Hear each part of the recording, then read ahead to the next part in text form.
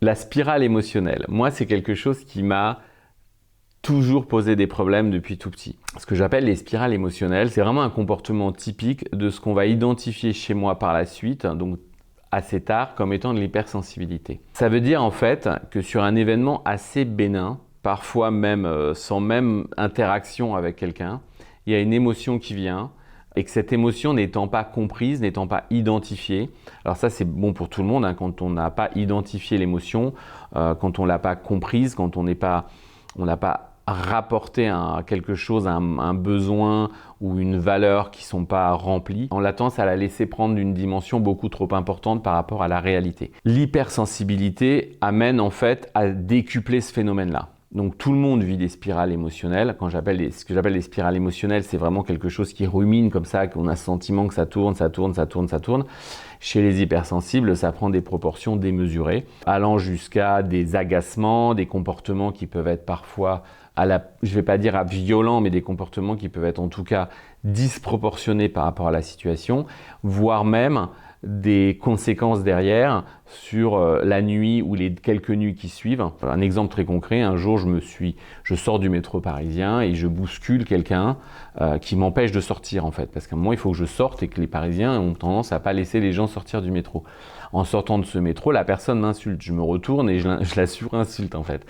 Et au moment où je me retourne, je me rends compte que c'est une dame relativement âgée. Voilà, sur le coup, je pars et ça m'agace. Et en fait, c'est très violent en fait. Il y a quelque chose de très violent qui vient, mais vis-à-vis de moi en fait. Pour avoir en fait clairement tapé dans une de mes valeurs, dans la valeur de respect. Et ça m'a empêché, enfin c'est venu, ça m'a pas empêché de dormir, mais c'est venu perturber mes nuits pendant 1, 2, 3 semaines derrière. C'est ça que j'appelle la spirale émotionnelle. C'est pas quelque chose de forcément instantané. C'est quelque chose qui peut être long dans la durée, qui prend du temps et on n'arrive pas à se libérer de cette émotion-là. C'est un comportement typiquement d'hypersensible. Moi, j'ai dû apprendre à m'en débarrasser. Alors pour m'en débarrasser, je ne dis pas que j'en suis entièrement débarrassé, ça revient régulièrement, ça peut revenir, mais maintenant je les identifie. Ce qui m'a énormément aidé, c'est de travailler avec un modèle d'intelligence émotionnelle. La première phase est très corporelle. On est vraiment dans le ressenti, dans l'émotionnel, qu'est-ce qui se passe dans votre corps. La deuxième, on commence à passer par l'identification dans le mental. C'est quel mot je mets dessus. Et la troisième, on part vraiment dans une analyse comportementale. Pourquoi cette émotion est venue à ce moment-là? Quelle est la situation? Qu'est-ce qui s'est passé? Quels sont les effets déclencheurs? Là, vous allez vous rendre compte dans la majorité des cas, quand c'est des émotions désagréables, que ça vient d'une valeur qui a été frottée dans le mauvais sens ou d'un besoin qui n'a pas été rempli. Dans l'exemple que je vous donnais avec le métro et la vieille dame, on était typiquement dans ma valeur de respect qui a été frottée et en plus par moi-même.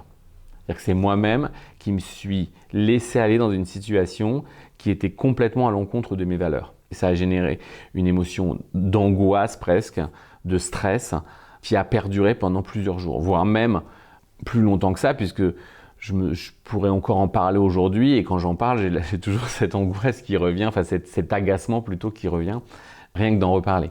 L'idée générale, c'est que quand vous travaillez, quand vous êtes confronté à ça, on l'est tous confrontés à ça, mais quand vous êtes hypersensible, encore une fois, c'est décuplé, c'est de travailler sur cet enchaînement de ressentir dans le corps, qu'est-ce qui se passe, donc là on est dans le corporel, identifier et nommer l'émotion qui vient, donc enrichir votre vocabulaire émotionnel pour pouvoir y mettre un nom.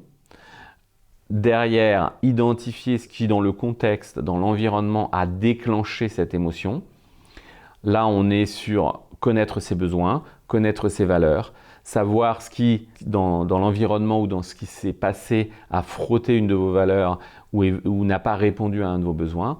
Et vous verrez déjà qu'avec ces 3 étapes-là, la spirale va s'arrêter, ça va dégonfler, c'est comme un soufflet qui va tomber, ça va s'arrêter. Là, vous allez pouvoir souffler un coup et vous dire « Ok, je sais ce qui est en train de se passer, je sais quelle émotion a été générée, je sais pourquoi, c'est ok. » Après, ça peut ne pas l'être, hein, mais dans la majorité des cas, vous allez être « c'est ok ». Il n'y a pas besoin de partir en spirale, il n'y a pas besoin de rajouter des éléments là-dessus. Il n'y a pas besoin de surinterpréter et de laisser l'émotion me submerger. Voilà.